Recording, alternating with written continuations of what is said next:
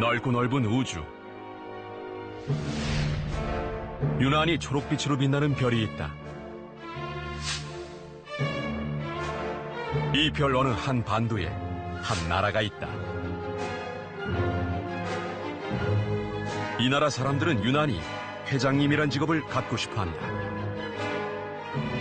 회장님만 되면 누릴 수 있는 것이 아주 많기 때문이다.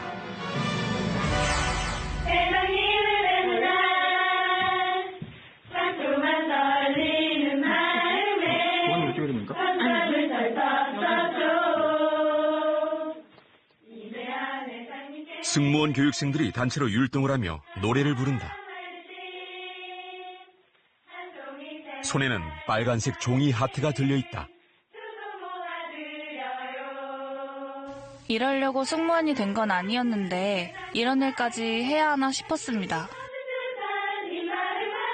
사랑하는 사람에게만 불러주는 달콤한 노래를 회장님만 되면 어렵지 않게 들을 수 있는 나라. 회장님만 되면 온갖 특권이 주어지는 나라. 즉 지금은 경영권을 왜 세습을 하려고 하느냐. 그걸 쥐고 있으면 엄청난 사익을 추구할 수 있어요. 제일 큰 거는 죄를 지어도 감옥에 안 가는 거예요. 그래서 사람들은 이 나라를 회장님의 왕국이라 불렀다.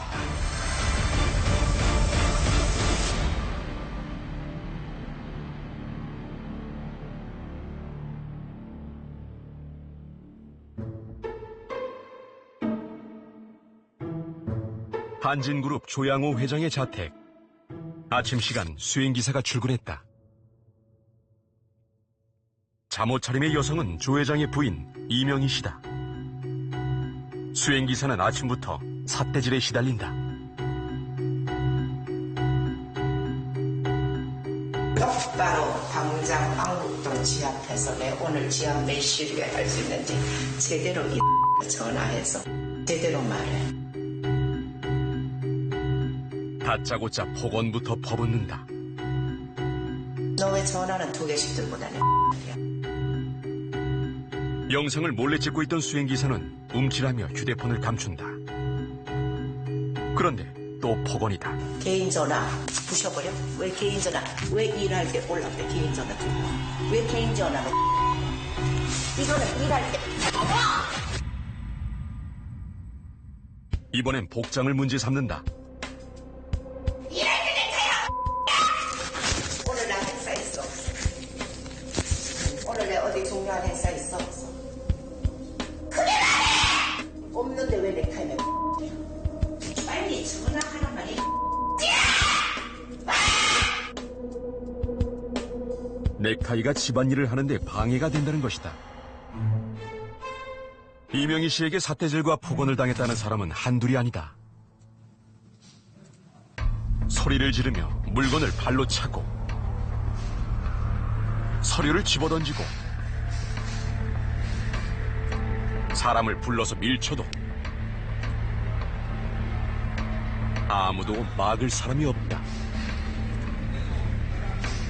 회장님의 왕국에서 회장님 부인은 다른 사람과 똑같은 사람이 아니다.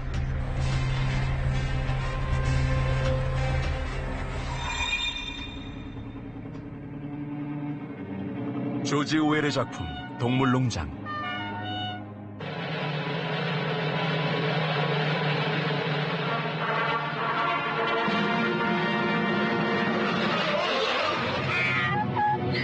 이 작품에서는 유명한 대사가 등장한다.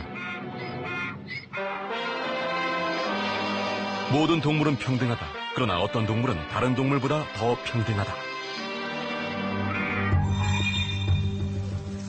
회장님의 왕국에서도 모든 사람은 평등하다.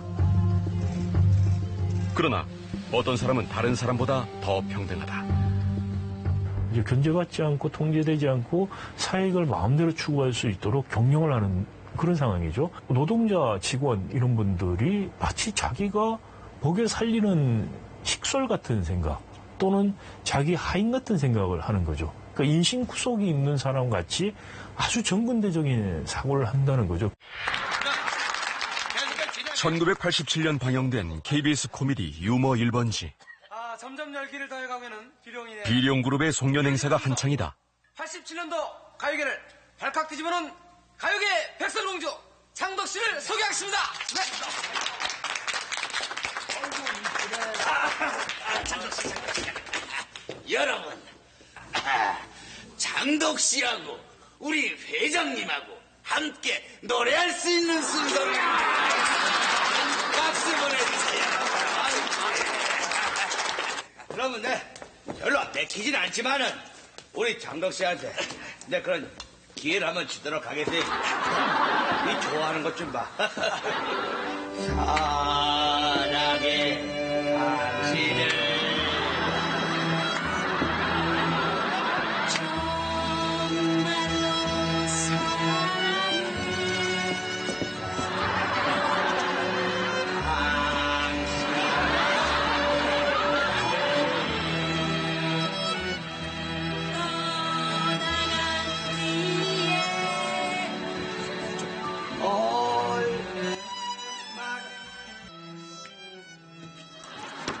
회장님의 기분이 상하자 이사님들은 비상이 걸렸다.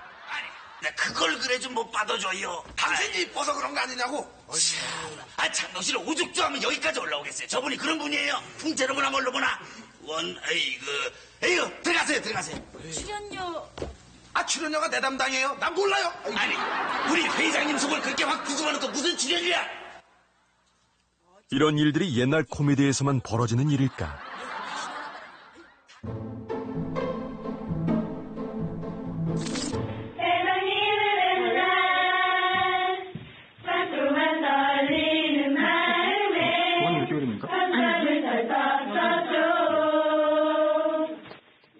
회장님의 방문에 맞춘 환영 행사. 이런 환영을 받는다면 흐뭇하지 않을 사람이 있을까?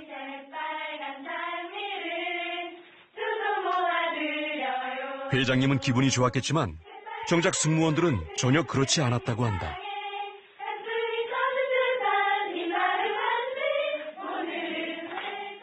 자발적인 건 아니었고 위에서 이제 하라고 시키니까는 일을 하기 위해서 이제 회사에 들어왔고, 그런데 이제 마치 회장님한테 잘 보이기 위해서.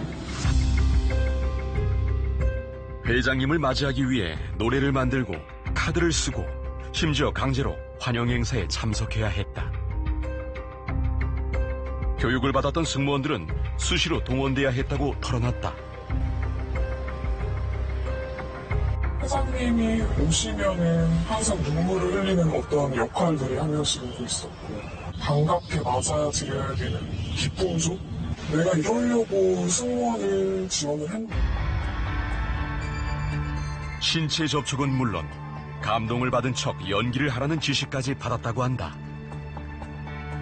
회장님은 저를 안 안아줬다고 되게 서운하다고, 회장님 가서 이런 식으로 안아드리고, 또 뭐 사랑합니다 해드리고, 깊숙이 이런 식으로 잡아라. 안을 때도 이렇게 뭐 꽉 안아라. 이런 식으로 지시를 좀 하시죠.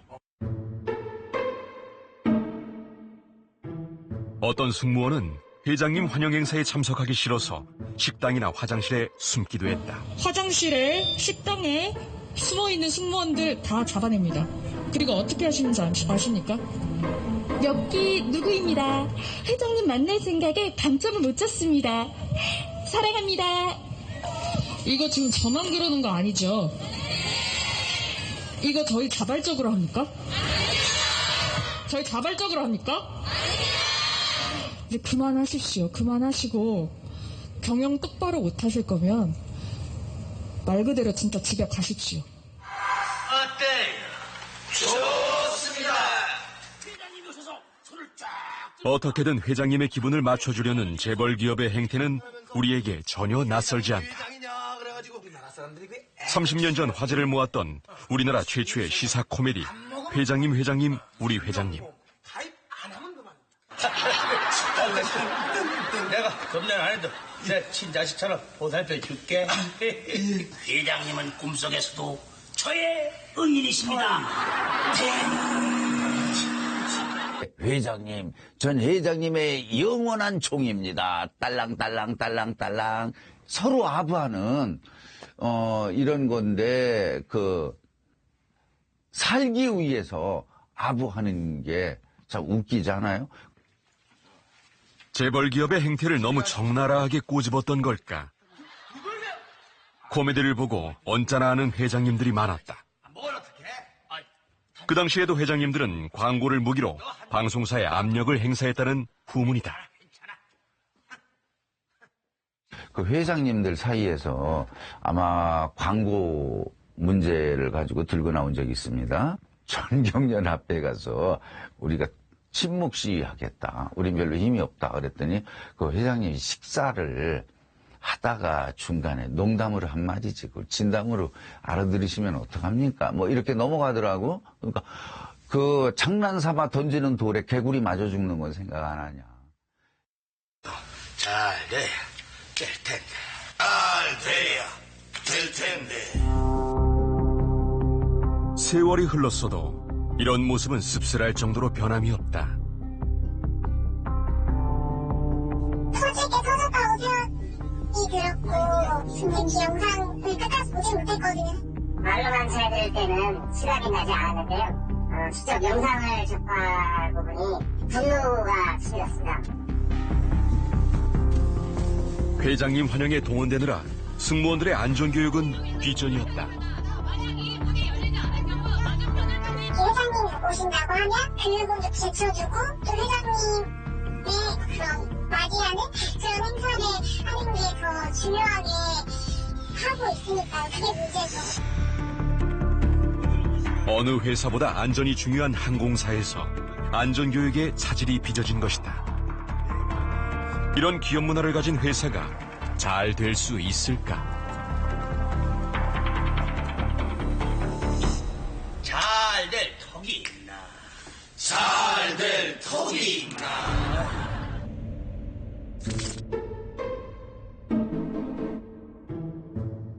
이달 초 사상 초유의 기내식 대란이 벌어졌다. 여행을 앞두고 기내식이 나오지 않는다는 소식에 승객들이 난감해한다.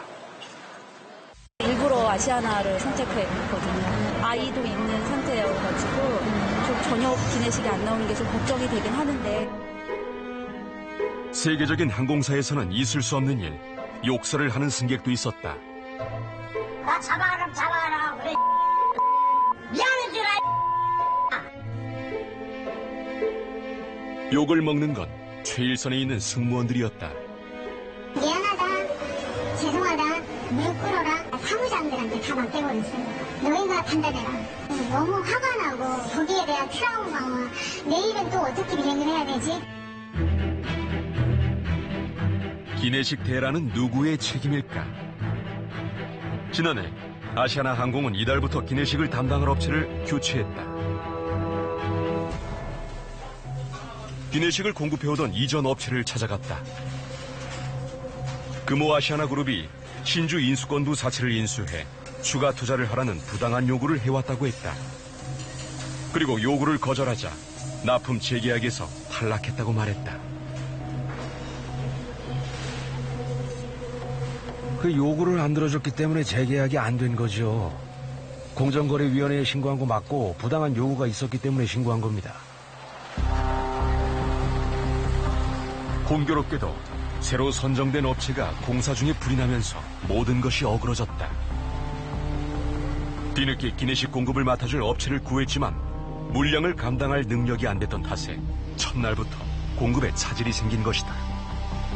업계에선 아시아나 경영진의 판단을 도무지 이해할 수 없다고 말한다. 냉장고에 코끼리를 집어넣은 꼴이지요. 기내식을 조금 취급해본 사람들은 그 정도는 압니다. 3,000식을 만들다가 30,000식을 만든다면은 냉장고에 넣을 수 있나, 설거지를 하면 폐수 처리를 잘할 수 있나 체크리스트로 점검을 해야 하는데 의사결정 내린 사람이 전적으로 오류를 범한 거예요. 의사결정의 최종적인 책임자는 다름 아닌 회장님이다. 하지만 회장님의 왕국에선 회장님 대신 직원들이 욕을 먹는다. 회장님이 기내식에 신경을 안 쓴 것은 아니었다.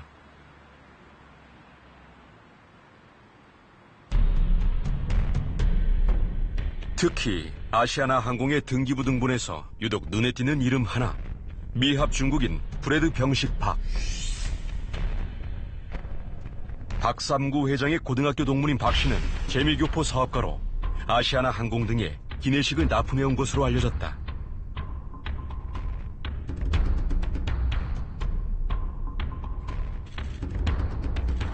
기내 서비스 곳곳에서 회장님의 손길이 느껴진다.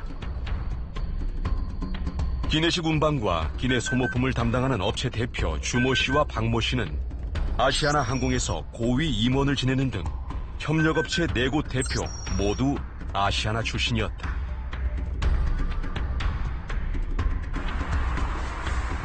또한 셔틀버스 운영과 기내 신문 납품 등의 협력업체 5곳 역시 박 회장의 지인이 운영하는 곳이었다.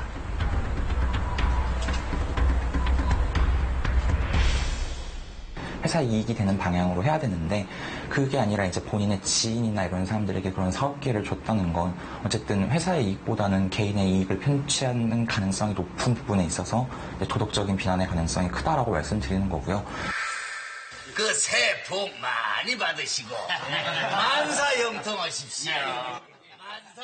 새해를 맞은 이사님들이 덕담을 나눈다.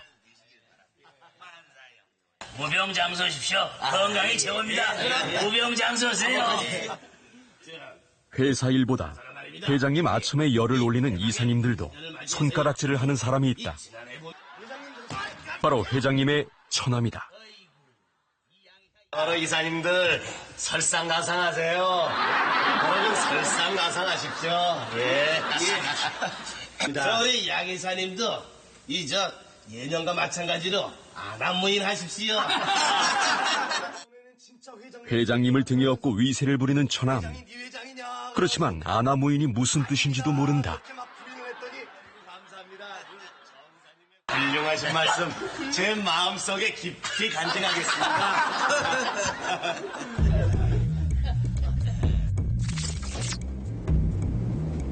대한항공 기내식엔 회장님 처남의 손길이 느껴진다. 기내용 과일과 채소를 공급하는 업체는 회장님의 첫째 처남 부부가 주식의 99% 이상을 갖고 있다. 벌써 수십 년째 대한항공에 납품해오고 있다. 80몇 년도부터요. 91년도 설립인데 그전에도 이 납치를 했잖아요. 선대 회장님 계실 때부터 한 거로 알고 있어요. 대한항공의 물류 업무를 담당하는 이 업체는 조 회장의 셋째 처남이 대표이사다. 현행 공정거래법상 그룹 총수의 사촌인의 인척이 일정 비율 이상 주식을 갖고 있으면 계열사로 신고해야 한다. 하지만 이들 업체들은 공시된 한진그룹 계열사에서 모두 누락돼 일감 몰아주기 규제 등 각종 규제와 감시를 피해왔다. 공정거래위원회는 최근 이들 4개 업체를 위장 계열사로 인정했다. 일가몰아주기 규제법으로 그러니까 오너 일가의 직계와 비속, 반기까지 어느 정도까지는 범위를 하고 있지만 거기에 일단 그 범위 안에 들어가면 규제를 받고 감시를 받게 되죠. 그래서 사익 편취에 대한 욕구는 있고 그를 피하고 싶어서 위장 계열사를 만들었다고 볼 수 있습니다. 회장님이 회사를 이용해 사익을 취해온 정황은 곳곳에서 포착되었다. 한진그룹 산하 인하대병원. 큰 병원인 만큼 목 좋은 자리에 있는 약국엔 손님들이 끊이질 않는다.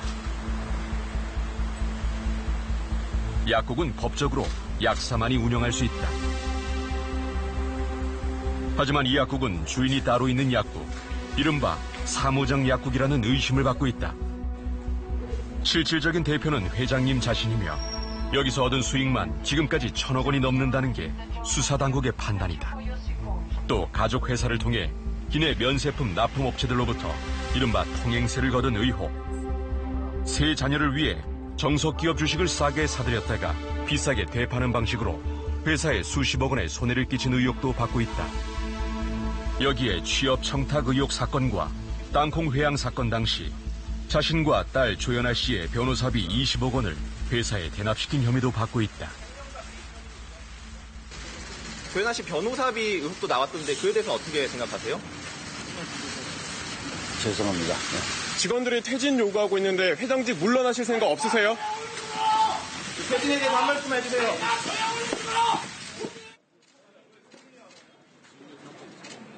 거액의 수임료를 동원한 회장님의 반격에 땅콩 회항의 당사자들은 수세에 몰리고 있다.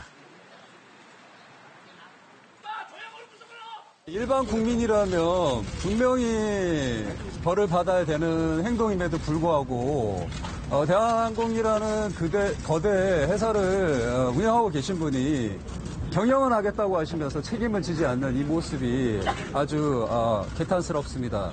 이번 기회에 확실한 단죄가 있었으면 하는 바람이 있고요. 회장님의 부인은 특수폭행과 상해, 가사도우미 불법 고용 등 7개 혐의로 수사를 받고 있다. 구속영장 2번 기각되는데 소감 어떠십니까? 고생들 많으셨습니다. 죄송합니다. 재벌갑질 청산하라. 회사가 두렵습니까? 성난 아시아나 직원들이 거리에 나섰다. 회사를 비판하는 직원들의 목소리가 더욱 거세졌다. 직원들이 욕 빠지냐? 더 이상은 못 참겠다. 종이에다 각자의 바람을 써본다. 그중 하나는 내 아이들에게 부끄럽지 않은 회사였다. 왜 박상구 회장만 경례에서 손을 띄고 법정 난리 들어가면 왜 우리는 성과급이 나오는데 박상구 회장 도로 찾아오니까 완전히 이게 됩니까? 받아본 적 있습니까? 지금 아시아나 부채가 몇백 %인지 아십니까? 600%입니다. 대한항공 직원들도 나와 힘을 보탰다.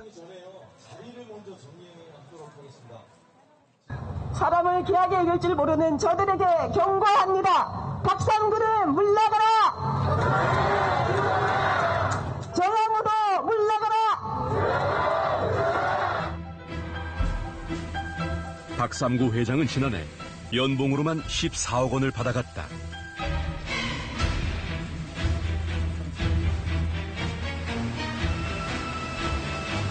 조양호 회장도 대기업 경영자 가운데 8번째로 많은 연봉 66억 원을 받았다.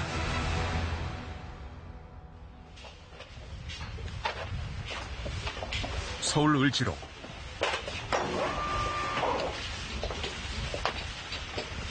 좁은 골목길이 한참이나 길게 이어진다. 74살 최성출 씨는 1970년대 자신이 운영하던 공장을 찾고 있다. 40여 년이 흘렀지만 최 씨가 운영하던 공장 자리가 아직도 이 골목에 남아있다. 옛날에 내가 있던 데가 여기. 여기서 얼마나? 여기서 한 3년? 이제 간판이 바뀌었네. 이 옛날에는 요 한 칸마다 다 가게가 다 있었거든. 그래서 이제 지금 거기가 문 닫아졌네. 전부 요래 조그만하게.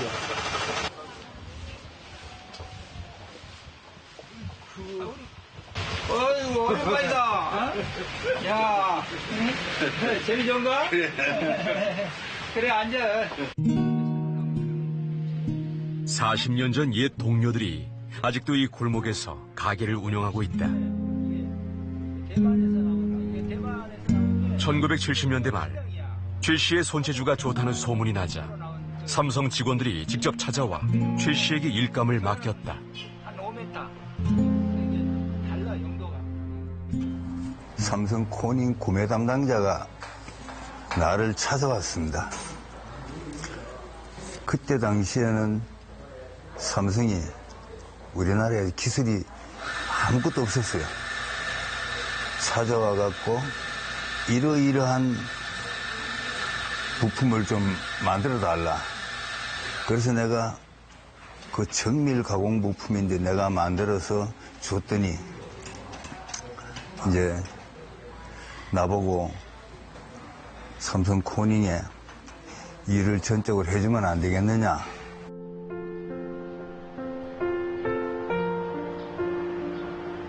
삼성이 글로벌 기업으로 성장하면서 최 씨의 사업도 승승장구해 연매출 100억 원의 중견 기업으로 성장했다.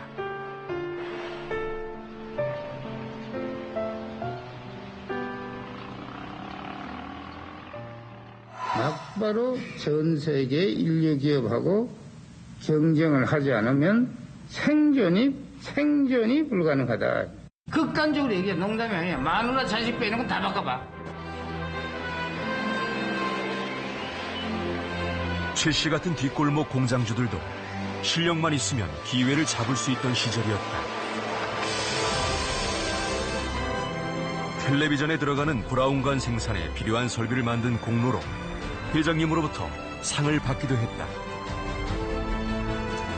이근희한테 상을 받았는데 그때 얼마나 크게 했는가 하면 내가 이렇게 상 받으러 쭉 들어가면 양쪽에 기수가 있고 뭐 이래가지고 꼭 무슨 그 시진핑 무슨 사회라듯이 그 사회를 지나가고. 삼성은 일방적으로 파기한 하지만 지금은 모두 지나간 추억일 뿐. 삼성 본관 앞에서 1인 시위를 한 지도 벌써 7년째다. 수많은 협력업체를 부도 파산으로 몰아넣었습니다. 협력업체 피해자인 주 부일렌지 대표 본인이 이곳에서 이건희, 최재성이, 이재용 등의 일방적으로 파기한 계약을 이행하라고 투쟁해온 지도 횟수로 7년입니다.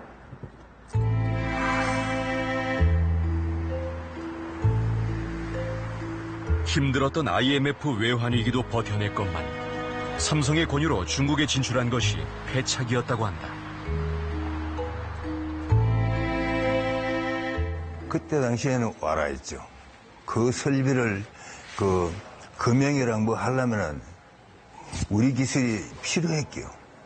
필요하고 국산 개발품도 우리가 했는 게 지들이 꼭 필요한 거예요. 근데 그때 당시에는 하지만 약속받았던 일감이 끊어지면서 결국 부도가 났다. 그 서스 플레이트 바닥에 까는 일, 그 연간 10억을 주겠다. 그리고 그 기간은 최소한 한 10년은 하셔야 될 거 아닙니까? 그러자 몇 억씩 이렇게 한두 건 하고 2011년도 들어가지고 처음으로 연간 10억을 맞춰주더라고요. 10억을 딱 맞췄고는 그 다음부터는 그게 없어요. 삼성 측의 약속 이행을 요구했지만 구두로만 이루어진 계약은 아무것도 보장해주지 않았다.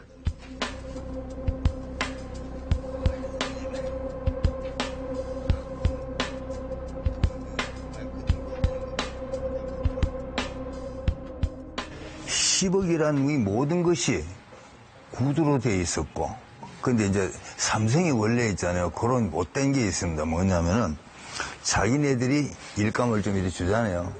계약 안 합니다. 계약서 안 만듭니다. 절대로 안 만듭니다. 삼성 코닝 측은 10년 전 계약에 대해서는 모른다는 입장이다. 최 씨와 거래했던 임직원들도 거의 떠난 상태다. 제가 알고 처음에 현장에 있던데 뭐 없는 걸로 알고 있습니다. 저 회사가 우리가 몇 번 바뀌었잖아요. 그 회사가 많이 축소가 됐죠. 그런데 최 씨에게 돌아왔던 일감들은 도대체 어디로 간 것일까?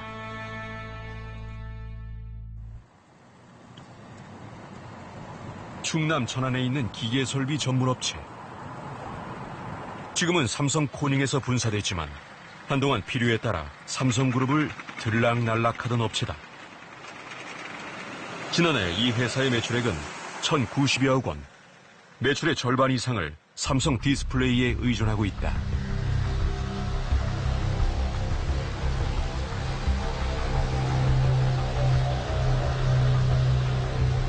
그 회사의 대표이사는 전부 삼성 코닝 상무급 임원들이 퇴직하면 걸로 갑니다. 지금까지 1998년부터 지금까지 그 회사 대표는 전부 다 삼성 코닝에서 간 사람입니다. 삼성 테크윈에서 분사한 이 업체 역시 지난해 매출액 가운데 70% 이상이 삼성과 관련된 매출이다. 임원 18명 가운데 12명이 삼성 출신. 연출이 없는 업체가 일감을 따기는 어렵다고 하소연한다. 삼성에 거래하던 삼성 계열사가 전부 분사를 하고 막 구조조정을 해버리는 바람에 일반 삼성에 무슨 연이 없고 이런 사람들은 일감이 없어요. 경기도 평택의 이 디스플레이 장비 업체도 삼성전자와 삼성디스플레이가 주요 고객이다. 대표이사를 포함해 임원 35명 가운데 19명이 삼성 출신. 이 업체들의 이익이 혹시 삼성으로 흘러들어간 게 아닌지 최 씨는 의심하고 있다. 참 이거 민감한 건데 우리끼리 얘기하기는 우리 협력업체끼리 얘기할 적에는 삼성 비자금 만드는 공장이라고 그럽니다. 지금으로선 삼성 계열사는 아니지만 삼성의 계열사 같은 회사들이다.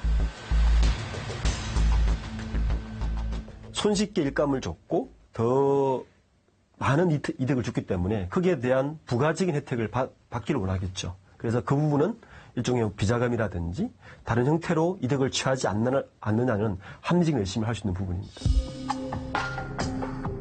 모기업에서 떨어져 나왔지만 여전히 물심양면으로 모기업을 호위하는 기업.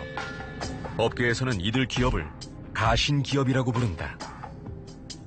이제 뭔가 불법이라든가 탈법 이런 것들을 저지르고 그런 것들을 이제 눈 감아주거나 이러는 사람들에게 보상을 막대히 주면 그런 사람들은 그런 경제적 유인에 의해서 행동을 하게 되니까 약간 이런 지배주주나 이런 사람들을 이제 어떻게 보면 방어하기 위해서 계속 움직이게 되는데 그런 어떻게 보면 그런 충성 관계를 만들기 위해서 또 이렇게 약간 운영이 되지 않을까라는 생각도 듭니다.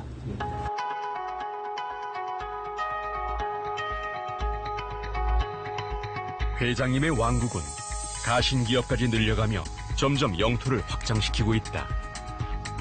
이런 풍토에서 새로운 기업이 뿌리를 내리고 성장해 나가기란 점점 힘들어질 수밖에 없다.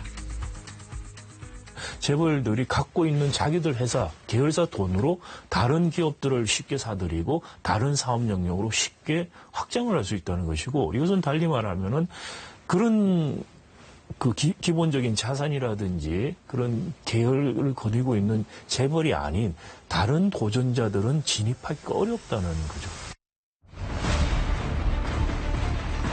혁신이 질식되는 나라. 도전정신이 좌절되는 나라. 바로 회장님의 왕국이다.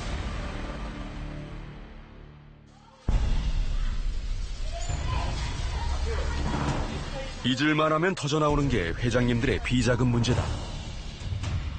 웬만한 회장님들은 한 번쯤은 검찰 소환 조사를 받았다. 하지만 회장님의 왕국에서 회장님이 감옥에 가는 경우는 많지 않았다. 회장님들에게는 이른바 3호 법칙이란 게 적용되었다. 징역 3년에 집행유예 5년이 공식이었다. 회장님들은 죄를 지어도 감옥에 가지 않는다는 얘기다. 즉 지금은 경영권을 왜 세습을 하려고 하느냐. 그걸 쥐고 있으면 엄청난 사익을 추구할 수 있어요. 제일 큰 거는 죄를 지어도 감옥에 안 가는 거예요. 재벌들이 그러면 한국에서 떠나서 외국으로 갈 수 있다. 본부를 해외에 이전할 것이다. 이런 이야기를 한 분도 계세요. 그래서 제가 그때 무슨 말을 했냐면 절대로 그런 일이 없다. 아니 한국같이 죄를 지어도 감옥에 안 가는 나라에서 어디를 가겠냐고. 외국 가면 그게 통하겠냐고. 요즘은 3호 법칙이 조금 덜해졌다지만 회장님의 왕국에선 회장님들은 수감되더라도 곧 석방된다.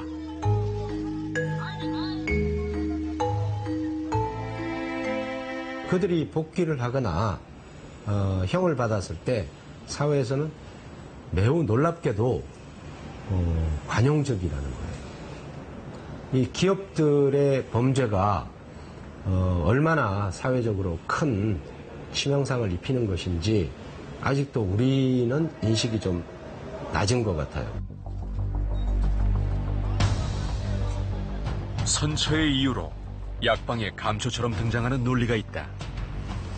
회장님들은 국가 경제에 기여한 바가 크다는 것이다. 과연 회장님들은 국가 경제에 얼마나 기여를 하고 있을까? 나라 경제보다는 자기 몸집을 불려온 건 아닐까? 시사교획청은 CEO 스코어와 함께 재벌들의 경영지표 변화를 조사해봤다.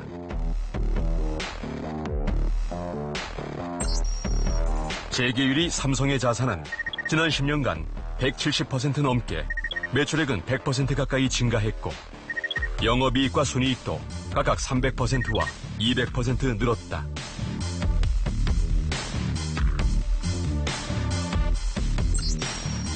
현대차그룹도 자산은 200%나 더 커졌고 매출액도 100%나 늘었다.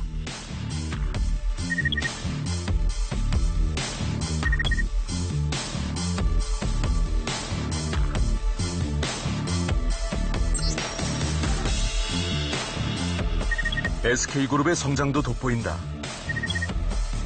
특히 영업이익과 순이익이 360%와 250% 증가했다. 영업이익과 순이익 부분에서는 그 비중 자체가 2배 이상 높은 성장률을 나타냈는데, 이것은 소기업보다 대기업으로 갈수록 이익의 쏠림 현상이 심해지고 대기업 중에서도 상위 그룹으로 가면 갈수록 이익의 쏠림 현상이 더욱더 가속화되고 있다는 것을 알 수 있습니다. 신세계와 CJ, 한솔 등을 포함한 범삼성과는 자산이 178% 늘어 지난해 기준으로 470조 원에 육박한다.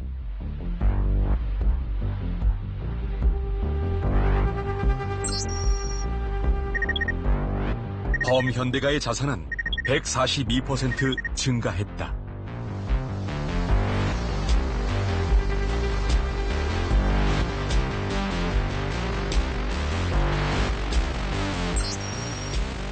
범LG가는 자산이 113% 늘어 150조 원을 넘었고 매출액도 큰 폭으로 증가해 160조 원을 웃돌았다.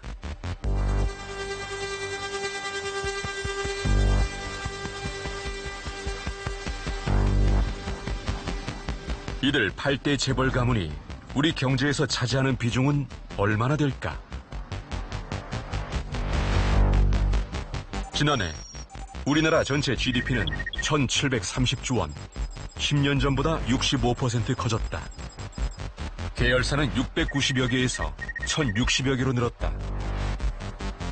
자산과 매출액도 각각 150%, 100% 가까이 증가해 규모 면에서 배 이상 커졌고, 특히 영업이익과 순이익은 170%와 130%씩 늘어 실속도 챙겼다. 지난 10년간 서민들 중에 재산이 2배로 늘어난 사람들이 얼마나 될까? 하지만 8대 가문이 거느리고 있는 재벌 기업들의 자산은 10년 동안 2배 반으로 늘었다. 국가 전체의 부가 증가한 것보다 재벌 기업들의 부가 훨씬 빠르게 증가했다. 상생의 구도는 무너지고 돈이 회장님한테로 모여드는 추세가 뚜렷하다. 재벌 경제에서의 비중은 97년 외환위기보다 지금 더 증가했다. 특히 주목할 것은 5대 재벌 그리고 1대 재벌 삼성으로의 집중도는 훨씬 더 증가하고 있다라는 겁니다. 지금 우리 사회가 어떻게 보면 재벌을 정점으로 하는 기득권 카르텔이 강하게 형성이 돼 있다. 그런 측면에서 보면 그 기득권 카르텔이 97년 경제 위기 이전보다도 더 오히려 강화되었다라고 볼 수 있고요. 서울의 한 골목 슈퍼마켓. 예전 슈퍼마켓에서 팔던 쌀이나 생선, 채소는 찾아볼 수 없다. 대형마트나 기업형 슈퍼마켓과의 가격 경쟁에서 밀리다 보니 이들 품목은 갖다 놓을 수도 없게 됐다. 큰 마트, 평수 큰 데는 납품 단가가 싸게 들어가요.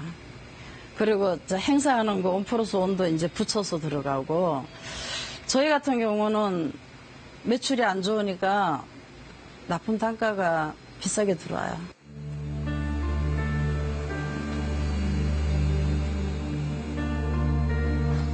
어떻게든 살아보려고 예전엔 팔지도 않던 학용품과 운동기구까지 들여놓았다.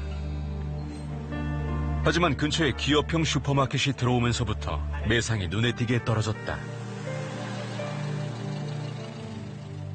자영업자들이 뭐 힘이 있나요?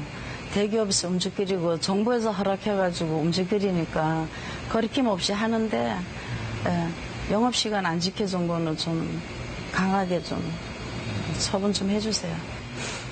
왜 정부에서 입점을 시키고 거리 제한을 안 뒀는지 너무 원망스러워요. 진짜 원망스러워요. 비싼 임대료도 내야 하고 자식들도 키워야 하는데 슈퍼 운영 10여 년에 남은 건 마이너스 통장 2개뿐이다. 그냥 마이너스 통장 2군데 한 1억 써요. 쓰고 보증금 처음에 한 5천 그런 거 이제 거의 다 이제 월 임대료로 돌리고 이제 쓰고 지금은 떠날래 떠날 수가 없어요. 떠나면은 뭘 해야 되는데 여기서 오히려 빚을 지고 나가야 하기 때문에 떠날 수도 없고. 재벌 기업들이 수출로 벌어온 돈들이 골목 가게들까지 흘러들던 시절이 있었다. 동네 구멍가게들도 먹고 살만한 시절이었다.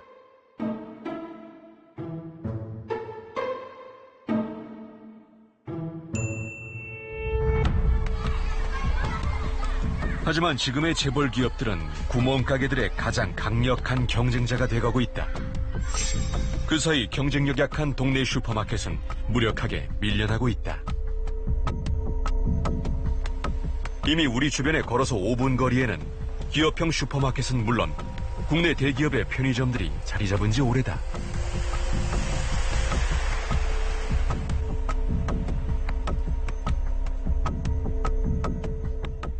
희망은 없어요.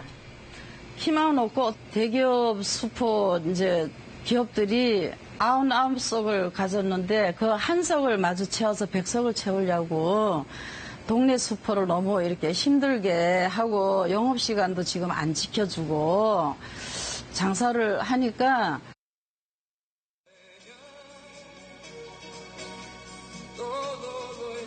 그때는 시간도 천천히 흘러갈 것만 같았다. 버스 정류장마다 레코드 가게가 있고 가게 앞 스피커에선 당대 최고 인기 가요와 팝송이 흘러나오던 시절.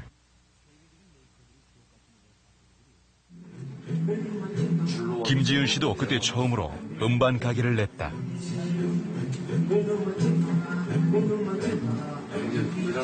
곧 대형 유통사들이 철수하고 동네에 있던 음반 가게도 하나둘 자취를 감춰갔지만 김 씨는 이곳을 떠나지 못했다. 이게 뭐 치부의 수단으로 생각한다면 애초에 이거 할 수도 없는 거고 그냥 좋아하고 사랑하는 일이 밥벌이 정도만 되면은 감사하다. 뭐 그런 마인드로 지금 다 하고 계신 분들이죠. 그런데 그 마음이 흔들리게 된 건 대기업이 음반 소매 시장에 진출한다는 소식 때문이었다.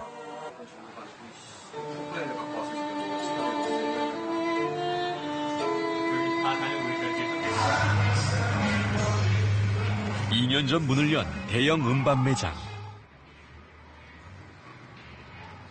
다양한 CD와 LP는 물론 카세트 테이프가 진열돼 있고 심지어 들어볼 수도 있다.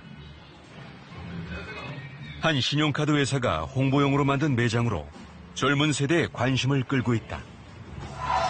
음반 소매에서 즉각 물러나라! 음반 소매업자들이 한자리에 모였다. 현대카드 음반 소매업 즉각 중단하라! 중단하라! 중단하라! 중단하라! 대기업의 음반 매장이 소상공인들을 고사시킬 것이라며 사업 중단을 요구하고 있다. 깨어졌습니다. 그냥 음반 시장을 활성화하고 사이를 키워서 수익을 무시하고 음반 시장 질서 자체를 교란하는 이런 대기업의 음반 소매점은 당장 없어지는 것이 음반 소매업에 종사하고 있는 음반 소매 점주들의 생존권을 확보하는 길이라 생각하고 이걸 규탄하기 위해서 나왔습니다.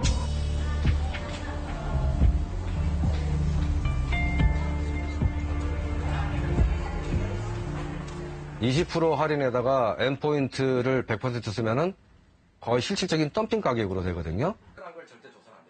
현대카드가 양보안을 내놓았지만 그 약속은 지켜지지 않았다. 카이를 또 제대로 남겨야 되는데 이거. 그래도 120일 이내로 하게끔 서로 정말 굳게 약속을 했는데 그 다른 모든 안 중에 그 안을 깰 줄은 상상도 못했습니다. 현대카드로서는 굳이 안 해도 되는 고객 서비스 차원의 사업이지만 음반 소매상들은 생존 기반을 위협받고 있다. 뭐 법률이라는 걸 떠나서 많이 가졌으면은 내가 부자면은 할 때 조금은 조심해야 될 게 있잖아요. 현대카드 측은 소매상들에게 미치는 영향이 크지 않다는 입장이다. 음반 시장 활성화에 기여하는 측면도 있다고 말한다. 상생안을 발표하고 또 운영 정책을 변경하다 보니까 저희가 이제 생각했던 만큼 이제 방문자가 크게 많거나 매출이 늘어나거나 그러지는 못했었습니다. 사실 향후에 이제 음반 구매로까지 이어질 수 있는 그런 저변 확대에는 저희가 기여를 하고 있다고 생각하고 있습니다. 하지만 소매상들이 지적하는 것처럼 당초 합의와 달리 할인 기간을 초과한 것은 인정했다.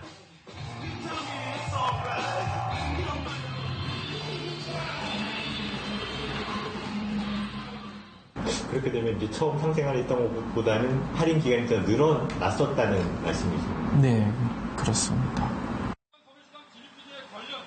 골목 상권을 침해하려는 의도가 없었다고는 하지만 자신들이 무심코 던진 돌멩이 하나가 자영업자들의 생존 기반을 흔든다는 걸 대기업들은 정말 몰랐던 걸까?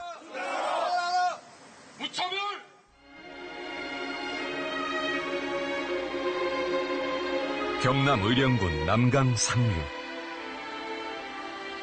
커다란 바위섬 하나가 눈에 띈다. 솥처럼 생겼다고 해서 솥바위, 정암이라 불린다. 어느 도인이 지나가시다가 저 솥바위처럼 생긴 솥이 앞으로 큰 음식을 만드는 큰 나라에 큰 일을 할 것이다 하면서 8km 전후발에서 세 별이 놓을 것이다. 이렇게 말씀하셨는데 그게 전설 아닌 현실화가 다 있다는 이야기입니다. 세 별이 뭐냐면은 효성, 삼성, 금성 세 별이 놓았다는 이야기지. 이 바위에서 북쪽으로 8km를 가면 삼성의 창업주 이병철 회장의 생가가 나타난다.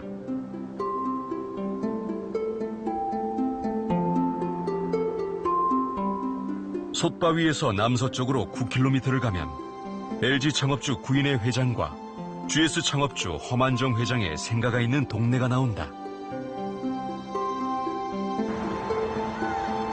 삼성 이병철 회장이 다녔던 옛 초등학교도 이 마을에 있다.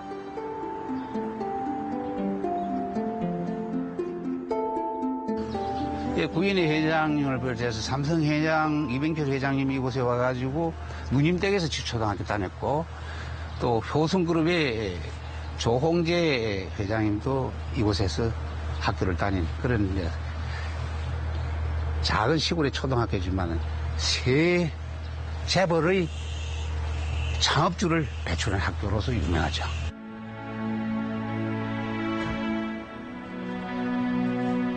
창업 1세대들에 대해선 존경심을 나타내는 사람들이 아직도 많다. 국가 경제에 기여한 바가 있다는 것이다.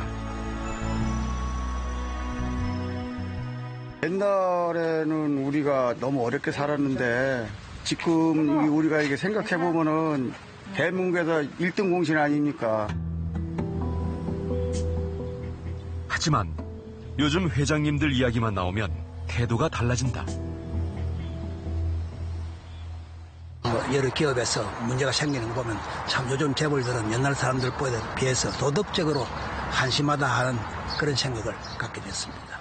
너무 갑질하는 것 때문에 좀 안 좋죠, 보기에. 좀 그런 것만 보완되면 괜찮은데 너무 심하니까. 세계에서 유례가 없을 정도로 빠르게 성장해온 대한민국 경제. 그 과정에서 재벌 기업들이 견인차 역할을 해왔다는 사실은 부인할 수 없다. 하지만 언제부턴가 재벌 기업들은 대한민국 경제에 그림자를 들이우기 시작했다. 재벌 개혁론이 대두되는 이유다. 이것이 뭐 재벌을 해체하자는 이야기도 아닙니다. 총수회가의 사회적 영향력, 정치적 영향력 극대화, 그걸 통한 사익 편집, 이런 요인이 너무나 지금 크다는 거죠. 그런 요인을 없애주자. 재벌 기업이 나라 경제와 동반 성장할 수 있는 길은 없는 걸까? 대한민국은 갈림길에 서 있다.